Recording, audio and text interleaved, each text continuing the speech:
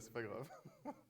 De retour sur le plateau de la tranche info, place maintenant à l'échange et au débat. Et comme nous vous l'annoncions avant, effectivement, à la coupure pub, eh bien, nous recevons un invité exceptionnel aujourd'hui, à savoir Kémy Séba, le leader d'Urgence panafricaniste. Bonsoir Kémy Séba. Bonsoir mon cher frère. Nous Bonsoir à avons, tous et toutes. et nous avons également sur le plateau notre spécialiste des humanités classiques africaines, Yousseré Kalala Omotunde. Bonsoir Kalala. Bonsoir et bonsoir à tout le monde panafricain. Et avec moi en coprésentation, puisqu'ils ont beaucoup insisté justement pour pouvoir questionner notre invité ce soir, nous avons Daryl Pézeron, bonsoir Daryl, et ainsi que Mayembe, bonsoir à toi Mayembe. Bonsoir. Alors on va rentrer directement dans le vif du sujet, puisque vous êtes arrivé en Guadeloupe il y a quelques jours, vous êtes très sollicité par rapport à toutes les problématiques que nous rencontrons sur le département. J'aimerais avoir votre sentiment global sur les tumultes que le monde est en train de rencontrer, pas seulement au niveau guadeloupéen, mais globalement pour la diaspora africaine. Est-ce que vous pouvez nous donner votre sentiment sur toutes ces mouvances actuelles? Je commencerai par le global, donc au sens de l'humanité au sens large, pour arriver par la suite maintenant à une démarche plus restrictive en ce qui concerne notre population. Je dirais que l'effondrement du mur de Berlin au début des années 90 a donné comme conséquence que le capitalisme a gagné sur le communisme et est devenu l'idéologie majoritaire globale, d'accord, qui a colonisé le monde dans sa globalité. Et en ce sens, l'ultime forme de ce capitalisme dérégulé, le néolibéralisme, qu'il soit économique ou sociétal, est devenu la religion d'État de la suprématie occidentale. Religion d'État. La religion d'État, je pense qu'on peut le dire complètement, de toutes les nations occidentales en tant que telles. Et là où auparavant il y avait deux blocs, le bloc de l'Est contre le bloc de l'Ouest, le bloc de l'Ouest étant le capitalisme qui a gagné, il y a eu une mutation de la résistance face à ce que l'on appelle aujourd'hui le bloc de l'Ouest, matérialisé par ce néolibéralisme économique et sociétal. Et cette résistance s'est organisée autour d'un principe bicéphale fondamental, qui est à la fois la défense de la tradition, d'accord, et la défense du principe de souveraineté. Et donc les peuples, et c'est ce que l'on voit à travers la guerre géopolitique qui existe entre l'Ukraine et la Russie, les peuples sont en train aujourd'hui, et les camps qui sont en train aujourd'hui de s'opposer, ce ne sont pas des camps sur une dynamique uniquement économique, même si l'économie a son sens dans cette réalité générale, mais cela va beaucoup plus dans le cadre justement de la défense de ceux qui veulent uniformiser le monde en fonction d'une perception néolibérale, économique et sociétale, et de l'autre, ceux qui veulent résister à cette uniformisation du monde voulue par l'oligarchie d'Occident, qui défendent leur tradition. Et dans ce cadre-là, le courant panafricaniste a un rôle historique à jouer, puisque nous sommes les porteurs à la fois de la défense de la souveraineté, le cas du Mali, avec lequel le gouvernement malien, avec lequel notre ONG Urgence panafricaniste travaille depuis des années, bien longtemps même avant qu'il soit dans ce gouvernement. Pareil au Burkina Faso ou en Guinée, où nos travaux de terrain ont pu, au péril de nos libertés individuelles, la prison et tout ce qui s'ensuit, ont pu nous permettre d'obtenir un certain nombre de résultats. La souveraineté d'un côté et la démarche de la défense de la tradition. Je différencie d'ailleurs, on pourra y revenir peut-être, de la coutume. La coutume est une création humaine. La tradition primordiale est quelque chose de supra-humain et qui nous pousse justement à l'ancestralité primordiale en tant que telle. Et donc ces deux facteurs mélangés donnent, je pense, le schéma civilisationnel de résistance face à ce globalisme néolibéral. Et notre peuple a un rôle historique à jouer sur ce terrain. Voilà. Vous preniez l'exemple justement du Mali. Aujourd'hui, l'État français appelle le Mali à reconsidérer par exemple la suppression des chaînes comme RFI sur son territoire. Est-ce que c'est un aveu de faiblesse selon vous? C'est un aveu de faiblesse et c'est un petit peu l'hôpital qui se moque de la charité, puisque je crois que certains médias sont interdits en France, mais bizarrement, la France n'aime pas, comment dirais-je, la réciprocité. Ils aiment être dans une dynamique unilatérale en tant que telle. Ils aiment réprimer, mais ils n'aiment pas qu'on les réprime. Ils aiment censurer, mais ils n'aiment pas qu'on les censure. RFI et France 24 sont des médias profondément coloniaux. Et je suis toujours attristé quand je vois des frères entre guillemets, qui travaillent dans ce giron. Et je pense que si on veut être fondamentalement dans une dynamique d'élévation, on doit prioriser les médias qui défendent nos identités, comme c'est le cas ici, et comme c'est le cas dans bon nombre de chaînes africaines dans lesquelles nous travaillons en tant que telles. Et on doit bannir ceux qui vont dans le sens de, quelque part, diviser le peuple, intoxiquer le peuple d'informations négatives et mensongères vis-à-vis des intérêts de nos populations. Ah oui. Alors, déjà, bonsoir à tous les invités qui sont sur le plateau et notamment à M. Kimi Seba. Bonsoir. La question. Ah, on m'entend pas. Tu l'as allumé ? Là, on m'entend ? C'est bon ? Bien là. Alors, la question que je voulais vous poser, un peu, le rôle que la jeunesse, en tout cas en Afrique, que vous avez, si vous voulez.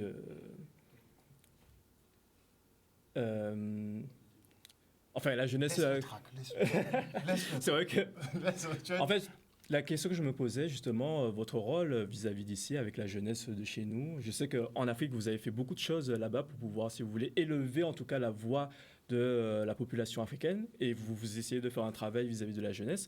Et je voulais savoir, est-ce que c'était ce même travail-là que vous essayez d'effectuer, en tout cas, à travers justement les Antilles et sûrement aux États-Unis, où vous avez l'occasion d'aller. Malheureusement, je suis interdit à cause de mes. Enfin, malheureusement ou heureusement, tout dépend de quel côté du manche on se place. À cause de nos activités politiques, États-Unis et Canada, je suis interdit d'entrer puisqu'ils disent que je suis une personnalité politique dangereuse. Pour ce qui est maintenant du rôle de notre action et l'objectif qui est le nôtre en ce qui concerne la jeunesse dans les colonies qu'on en appelle d'outre-mer, départements d'outre-mer, mais qui pour moi ne sont que des colonies contemporaines, comme les pays d'Afrique francophone, je pense que ce travail a déjà été effectué parce que la globalisation des différents services de communication, notamment Internet, permettent de transcender les clivages géographiques pour communiquer aux quatre coins du monde. Je pense qu'aujourd'hui, le travail que l'on fait sur le continent africain, on marche dans les rues tous les jours. Il n'y a pas toutes les 5 minutes on nous arrête en Guadeloupe. C'est la même chose en Martinique, c'est la même chose ailleurs, comme c'est le cas en Afrique ou en Europe. Parce que je pense qu'aujourd'hui, il y a une jeunesse afro-descendante et africaine qui se sent concernée par les mêmes problématiques. Et donc, notre objectif, c'est toujours d'apposer un schéma anticolonial structurellement parlant précis. On va décrypter ça demain lors du meeting, je ne vais pas tout spoiler. Comme on le fait en Afrique francophone, faire cette chose-là quand on va à Haïti, c'est la même chose. Quand on va dans les Caraïbes, et dans les pays tels que la Guadeloupe, Martinique, etc., c'est la même chose. Notre objectif, c'est toujours d'être dans une logique d'entamer le processus décolonial ou de continuer ou d'accentuer le processus décolonial, parce qu'il faut avoir l'humilité aussi de dire qu'il y a un travail honorable et très courageux qui est fait sur ces terres en Guadeloupe. Je passe le bonjour à mon grand frère Élie, que j'aime énormément. Je passe aussi la paix à mon frère de longue date, Kalala, qui fait son travail sur un terrain beaucoup plus historique, mais qui est nécessaire, parce que, comme je le dis, le panafricanisme, ce sont différents services. Il y a les urgentistes. Moi, j'ai toujours été un passionné des urgences en tant que tel, et Urgence panafricaniste, c'est dans cette démarche-là, être sur le terrain aux quatre coins du monde.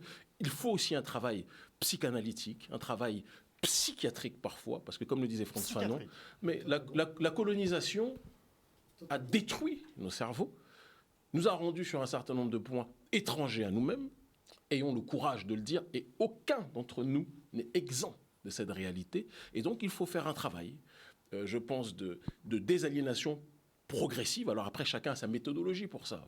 Voilà, ça, on pourrait revenir dessus. Mais la finalité est la même, c'est faire en sorte que notre peuple puisse redevenir lui-même. Voilà. Moi, je voulais quand même rajouter quelque chose sur ce que dit Kémy, qui est important. Vous savez, en fait, l'Occident se sert de différents paravents pour faire avancer son économie néolibérale. Mais le but du jeu, c'est de vous atomiser. C'est-à-dire, vous ouvrez votre réfrigérateur, il n'y a rien de chez vous. Vous êtes en train de manger dans votre assiette, il n'y a rien de chez vous. C'est-à-dire, c'est une prise d'otage totale de l'individu sur ses idées, sur ses actions, sur son mode opératoire économique, sur même sa pensée spirituelle et sur la nature des lieux où il va passer ses vacances. C'est-à-dire, c'est un colonialisme total. Il n'y a pas de zone libre. Et c'est pour ça que le travail de fond, qui consiste à mener un combat de la conquête de soi-même contre ces effets-là, de manière à être l'observatoire de son propre comportement et de sa méthode de pensée, pour créer une zone critique, pour se dire, attends, est-ce que tu penses que cette démarche-là correspond à tes vrais intérêts ? Parce que quand on commence à rentrer dans ce qui nous est proposé, c'est-à-dire c'est du grand n'importe quoi. Vous avez des produits qui sont totalement chimiques. Enfin, il suffit d'écouter aujourd'hui même la critique qui est faite par l'organisme 60 millions à Paris, qui dit que maintenant on est rentré dans du tout chimique. Le moins de trucs qu'on achète, c'est du tout chimique.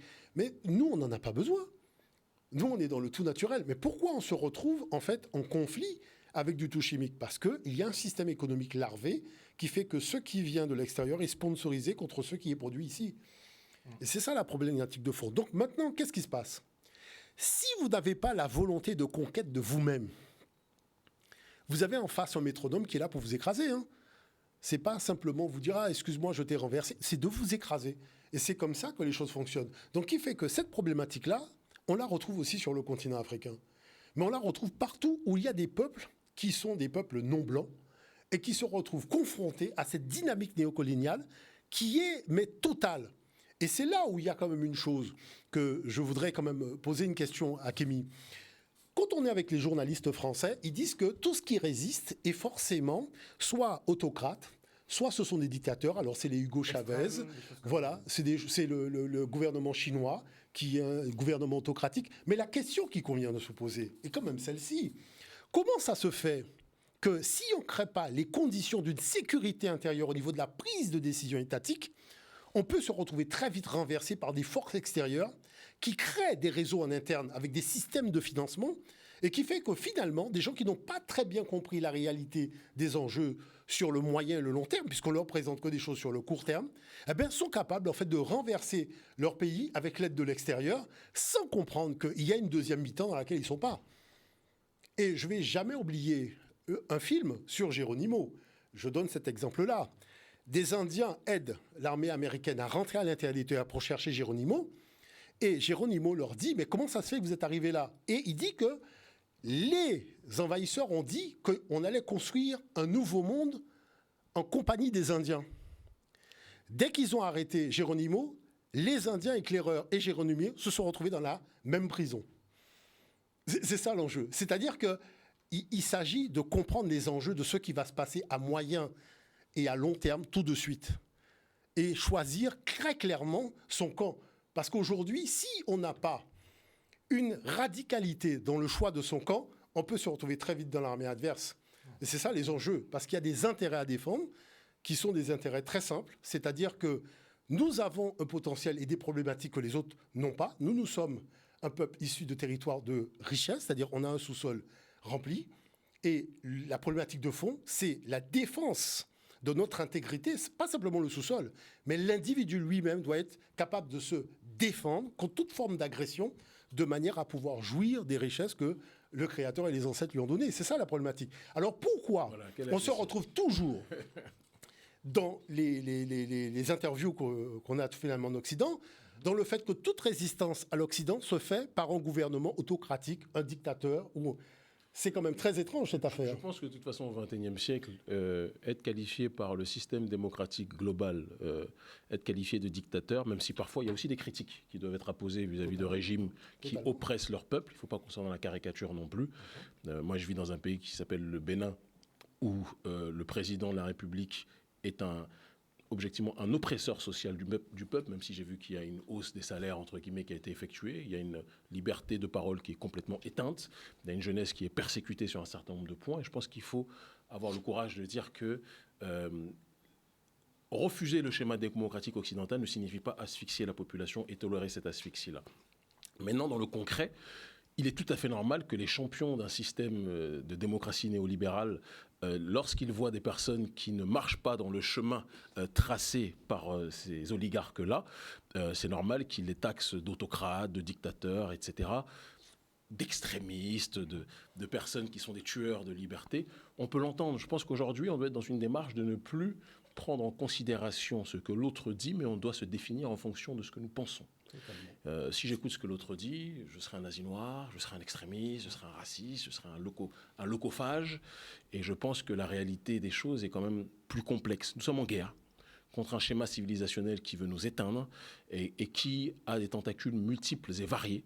Et face à cette guerre, il faut que les diverses armes puissent être les plus affûtées et que chacun, dans son corps de métier, dans son secteur d'activité, puisse le plus possible optimiser la démarche de résultat, de reconnexion avec nous-mêmes et de résistance concrète et pas seulement théorique. C'est très important ce que je dis, parce que quand on vit dans des pays où les populations vivent avec moins de 100 € par mois alors qu'on a les sols les plus riches, l'urgence, c'est de faire en sorte que nos populations puissent récupérer leur destin, puissent se réapproprier leurs ressources et puissent lutter contre l'hydre qui pille leurs ressources et leur font croire. On est dans ce processus-là. Est-ce que le Mali, par exemple, c'est un exemple concret de ça ? On est clairement à ce processus-là, même si, comme on l'a dit à de très nombreuses reprises, c'est un peu ce qui s'est passé à l'époque de Sékou Touré, quand un pays veut sortir de l'escarcelle coloniale, eh bien les forces exogènes cooptent des forces endogènes qui visent à tout faire pour déstabiliser la nation, le régime en tant que tel. On parle de ça régulièrement avec des membres du gouvernement qui essayent de résister de manière très digne. Et on salue notamment le ministre Sadio Camara, on salue Founé en tant que tel, la ministre de la Famille, on salue Amina Fofana, on salue notre frère, le député Adama Bendiara, l'un de nos plus proches collaborateurs sur le terrain dans les activités anticolonialistes qui sont les nôtres. Il y a un travail qui est fait, mais on ne peut pas, au cours d'une rédaction, déjà fermer le chapitre et dire que la rédaction est terminée. On est dans un processus et qui va avoir de plus en plus de difficultés parce que l'Occident ne peut pas laisser l'esclave rebelle, le nègre rebelle qu'est le Mali, d'accord, se révolter pour montrer la voie aux autres. Et vous le voyez, il y a une sorte de zone aujourd'hui, c'est une métastase d'autodétermination qui est en train de se propager, métastase pour le colon, mais un virus de vérité et de liberté pour nous autres. Des dirigeants qui étaient les oppresseurs du peuple et des marionnettes de l'Occident sont tous en train de tomber les uns après les autres.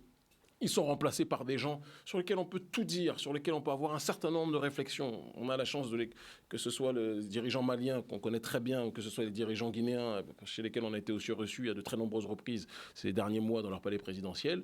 Il y a des choses que l'on peut dire, il y a des critiques qu'on peut apposer, mais ce que nous voyons, c'est qu'il y a une volonté d'autodétermination, de réappropriation de nos richesses, d'accord, et de nos ressources qui est présente sur bon nombre de points. Et géostratégiquement, il y a progressivement, je dis bien progressivement, un alignement beaucoup plus au Mali qu'ailleurs, reconnaissons-le, mais qui est en train de se faire. Il y a des connexions multiples et variées qui sont en train aussi de se faire.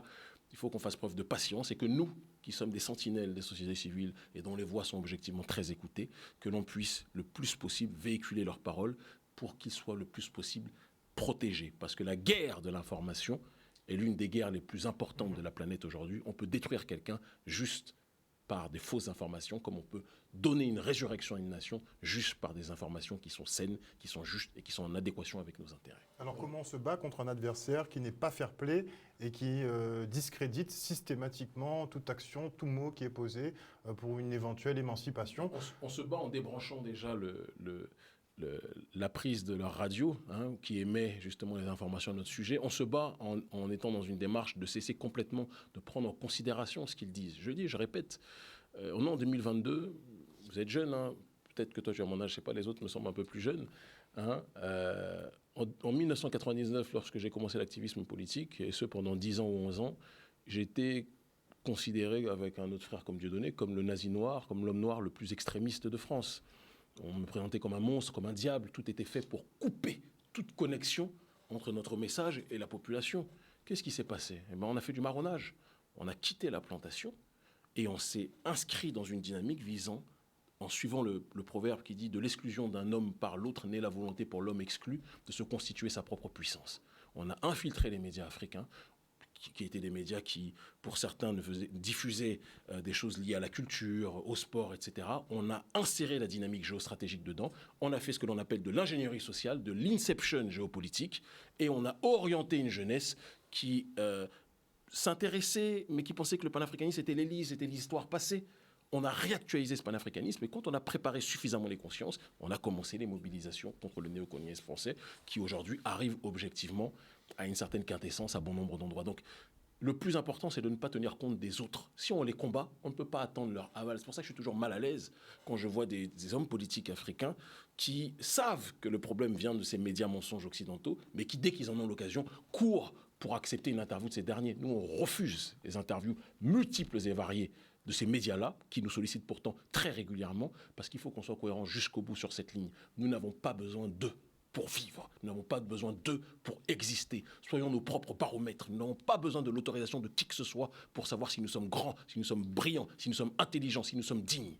C'est notre regard qui doit primer. Et je pense que sur ce terrain-là, on se rejoint tous. De toute façon, on est, comme on dit, dans un hôpital, il y a différents services et chacun fait son travail. Parce que quand je parle du manque de fair play, ça peut aller très loin.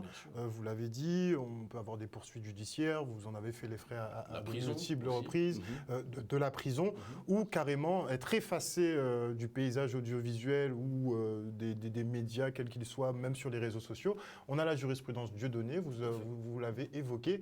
Ils ont quand même réussi, on va dire, entre guillemets, à éteindre un homme médiatiquement. Donc on peut en arriver quand même à Conseil constitutionnel et des extrêmes. Tout à fait. Je pense que alors l'épisode de mon frère, de notre frère Dieudonné, est un épisode aussi particulier de la stratégie de l'adversaire pour essayer de vous faire sauter. Ça marque un virage Il y a des points Godwin, il y a des points aussi stratégiques qui, dès qu'ils sont évoqués, vous font sauter. Ils savent très bien par où passer et fonctionner.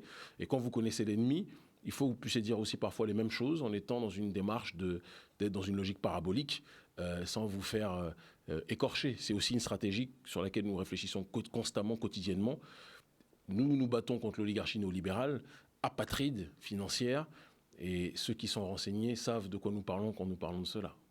Elle n'a pas de race, déjà? Elle n'a pas de race, elle n'a pas de couleur. Je veux dire que de Bolloré, chrétien, caucasien, à Éric Zemmour, juif, français, à Alassane Draman Ouattara, excusez-moi, musulman, ivoirien, on a 3 religions, on a 3 couleurs, on a 3 ethnies, mais on a en réalité une même orientation qui est justement la soumission à l'oligarchie néolibérale. Donc c'est la preuve qu'elle est transnationale, qu'elle est transidentitaire, mais que leur vraie religion, c'est un bout de papier qui s'appelle le dollar ou une autre monnaie que je ne citerai pas.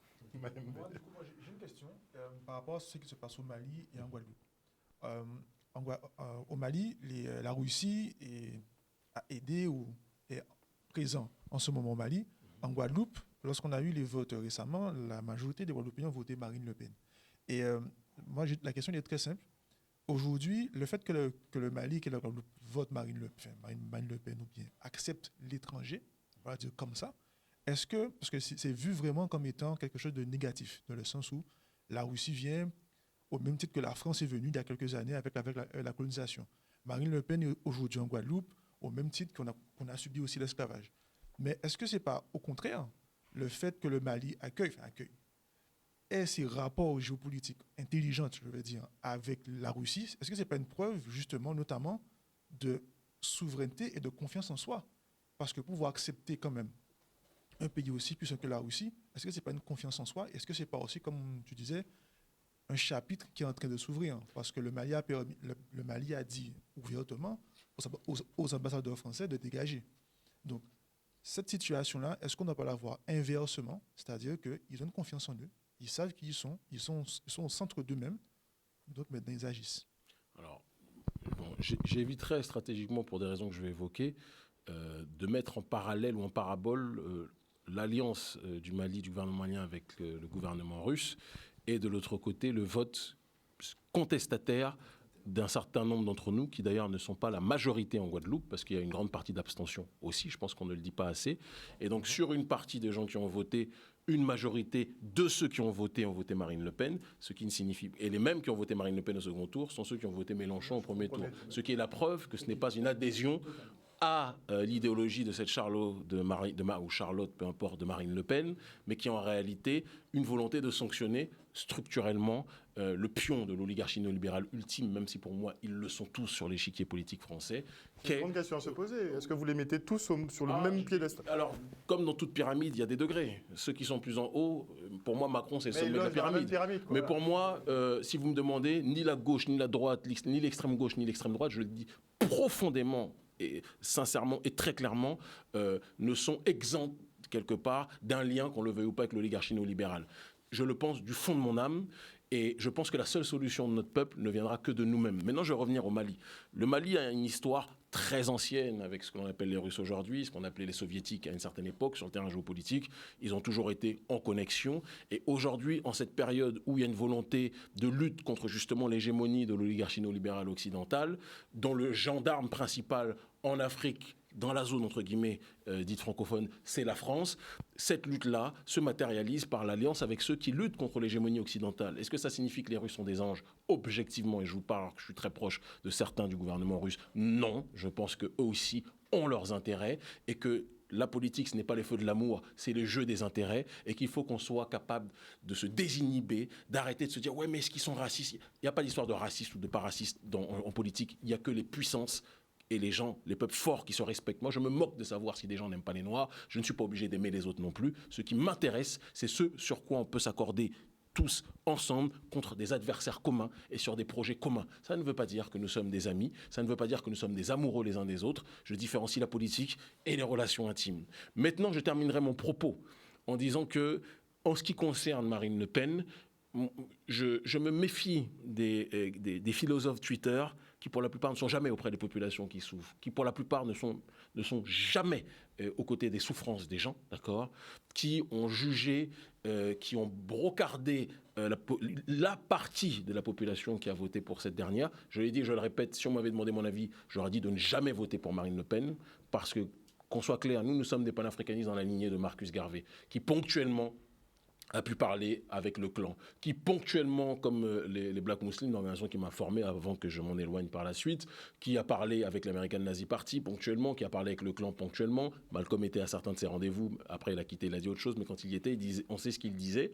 Et par la suite, avec Tom Metzger, la National Alliance. Le nationalisme noir, un des segments historiques du panafricanisme, qui est le nationalisme afro-diasporique, a toujours compris qu'il était nécessaire de parler ponctuellement avec les plus sincères parmi ses ennemis.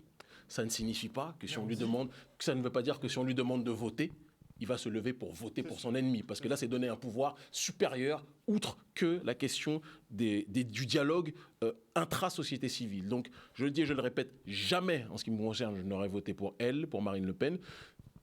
Quelqu'un m'a dit, mais Kémy, tu dis ça, mais aujourd'hui tu discutes avec des gens d'extrême gauche, donc peut-être que tu aurais voté. Non, discuter avec des gens d'extrême gauche ne veut pas dire qu'on va appeler à voter pour des gens d'extrême gauche.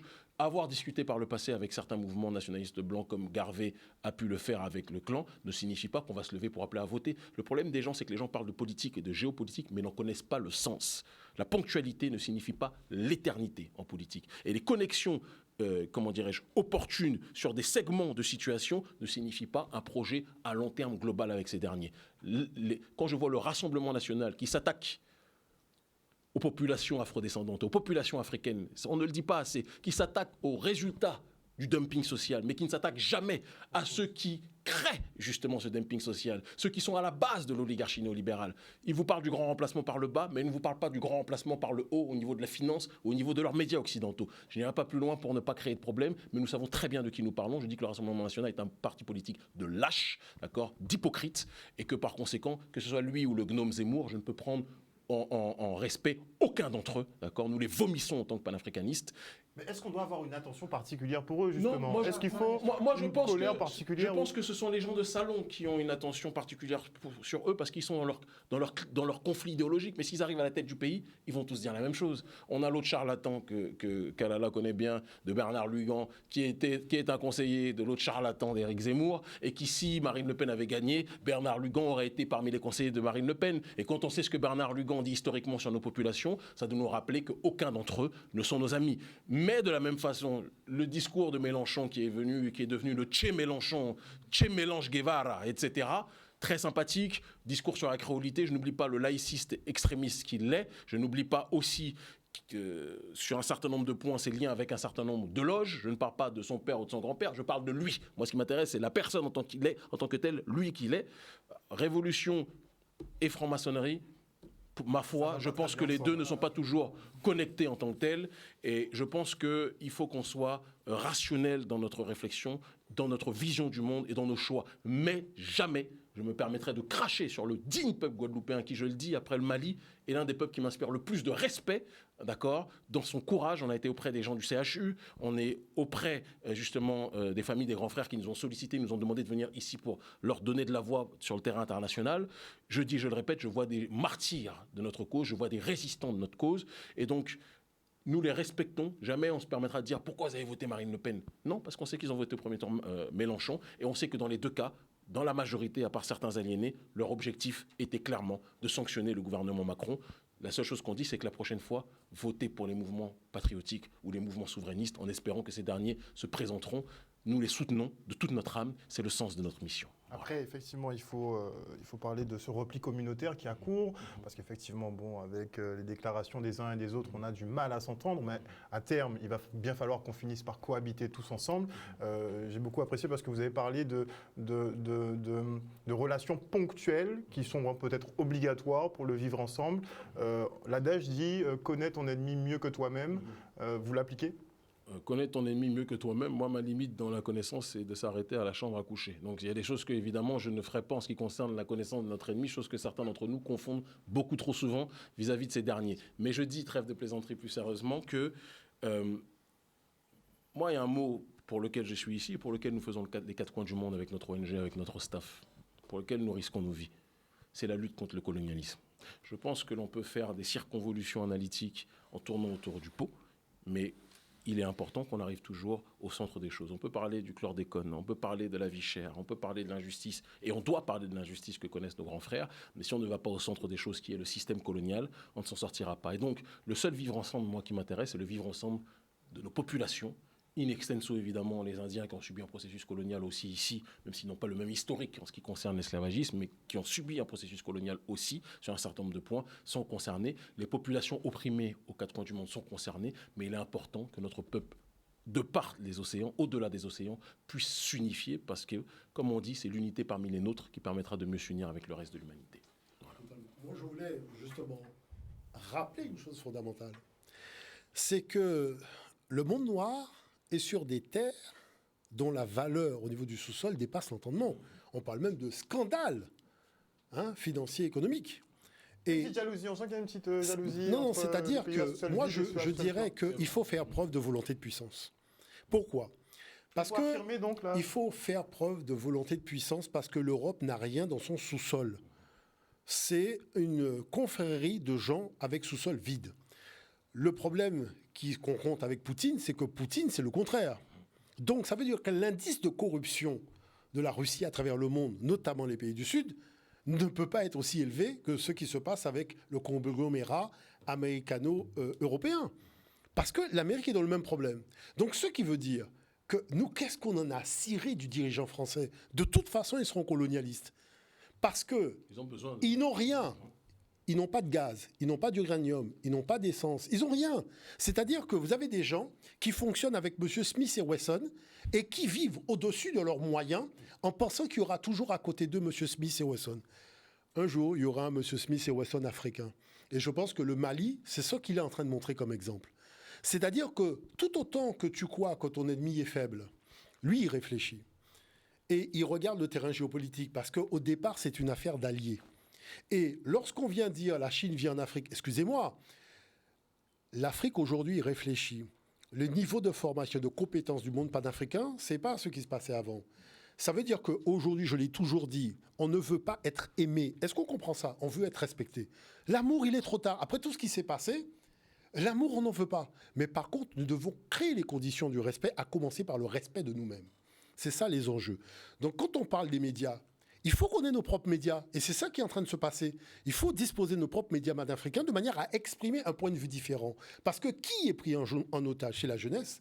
On lui donne seulement le point de vue de l'économie néolibérale, mais on ne lui montre pas les effets que crée cette économie néolibérale chez lui.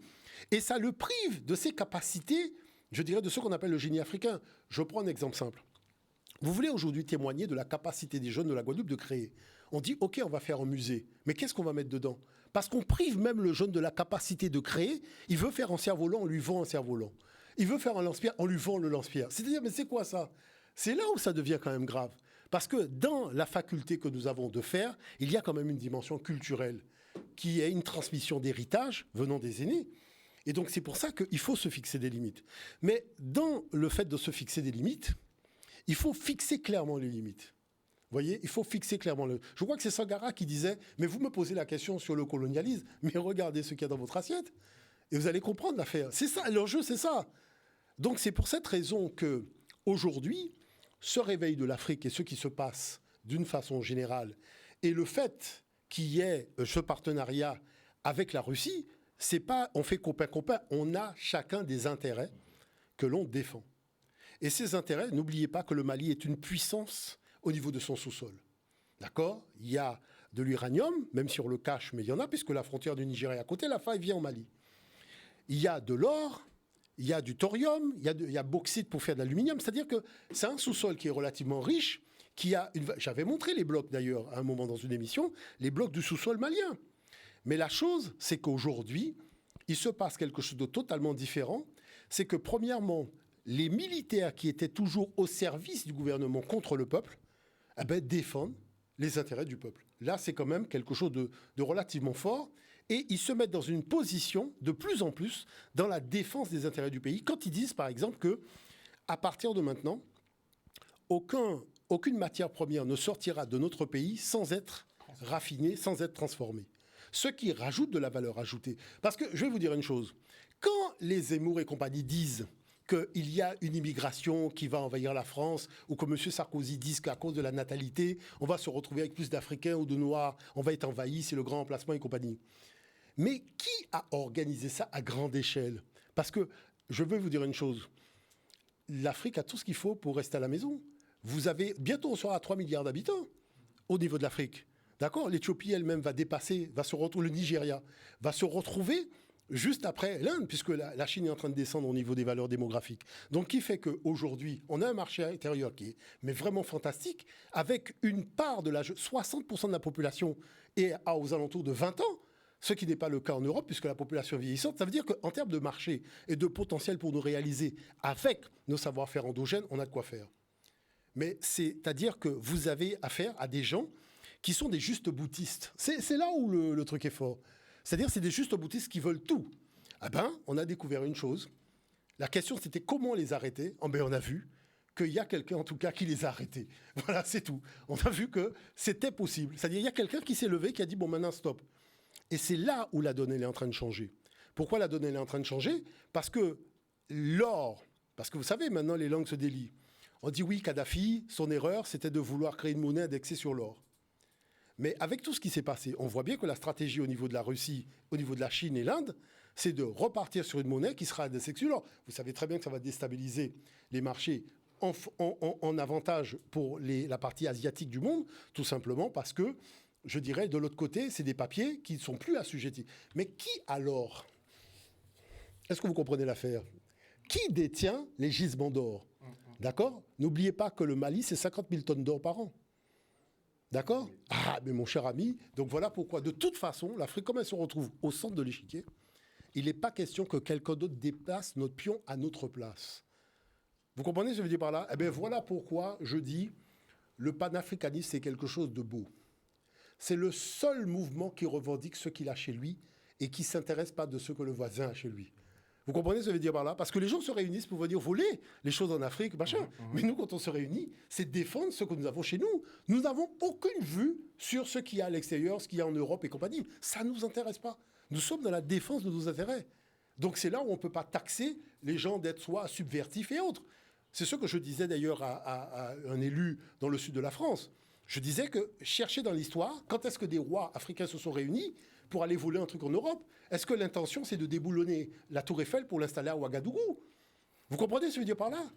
Et la chose, c'est qu'aujourd'hui, il faut que cette jeunesse comprenne qu'on est dans une redistribution des cartes et que peut-être qu'elle a manqué d'informations, mais il faut qu'elle se rapproche des médias africains pour comprendre les vrais enjeux. Parce qu'on n'est plus sur le court terme, là, on est sur le moyen et le long terme. Et c'est ça, je dirais, la vraie bataille, elle se joue à ce niveau-là. Merci, Kalala. Et la conclusion pour Kémy Séba ? Oui, je voudrais rebondir sur un point qui est très important que mon cher frère a évoqué quand on entend les autres oligarques occidentaux, notamment français, nous parler de grands remplacements.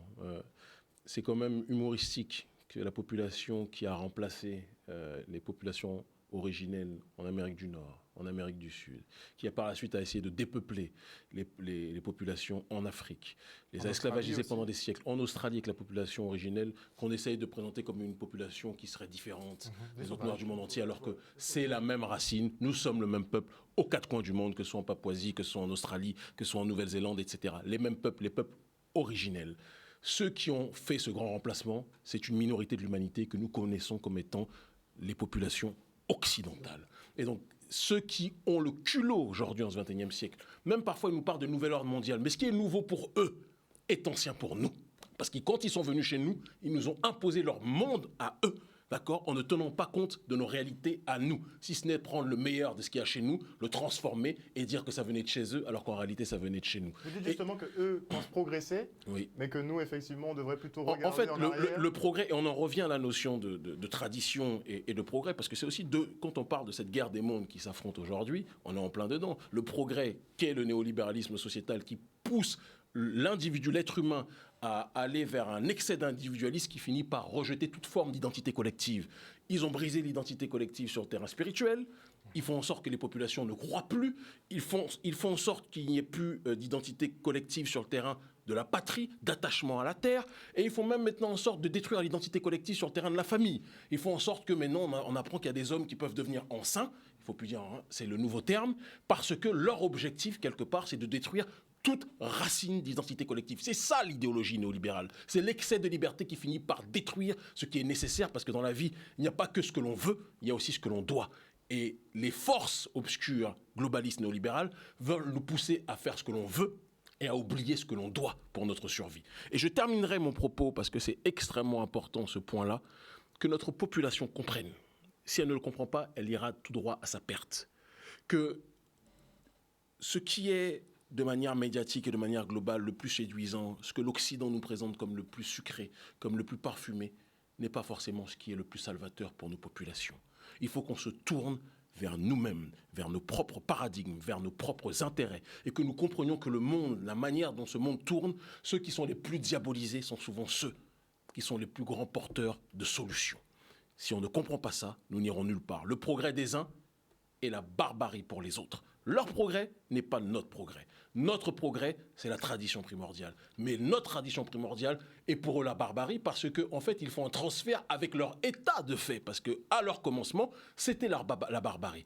Mais notre commencement était la royauté et tout ce qui nous liait au divin. J'en ai fini avec ça. Le meeting, oui. On va me En liquider. une fraction de seconde, géothermie. C'est pour cette raison que lorsque on aura basculé, nous, dans le monde panafricain, dans la géothermie, tous ces conflits d'intérêts pour produire de l'énergie sur un territoire, ce sera terminé. C'est ça le grand enjeu. Parce que vous êtes pour la conversion économique et qu'on arrive à C'est-à-dire que capitaliser. l'énergie crée des conflits entre pays voisins. Parce qu'il veut aller prendre ce... Non, il faut créer les conditions d'une balle au centre. Et la géothermie permet de le faire. Merci Donc c'est ça beaucoup. les enjeux. Merci beaucoup. Meeting à Sainte-Anne, ce Oui. vendredi 29 avril à 19h30, salle Jonction à Gentilly, 19h30. On vous attend nombreux pour ce meeting sur la question du traitement colonial de notre population ici, mais aussi à d'autres endroits. Et là, on aura droit à la méthodologie. Hein, Exactement, la vraiment poussée. méthodologie, comme on le fait dans la plupart de nos meetings de manière générale. Et je pense qu'on aura une grande jeunesse des rues que nous voyons quotidiennement ici, depuis notre séjour, qui sera présente, on l'espère, demain à ce meeting. Force à vous, on vous aime en crever. Guadeloupéens, vous êtes un peuple digne, un peuple puissant, un peuple libre, un peuple du réel et du concret. Et c'est l'unité parmi les nôtres qui permettra de mieux nous unir au reste de l'humanité. On vous aime. Merci. Une bonne soirée à tous. Merci.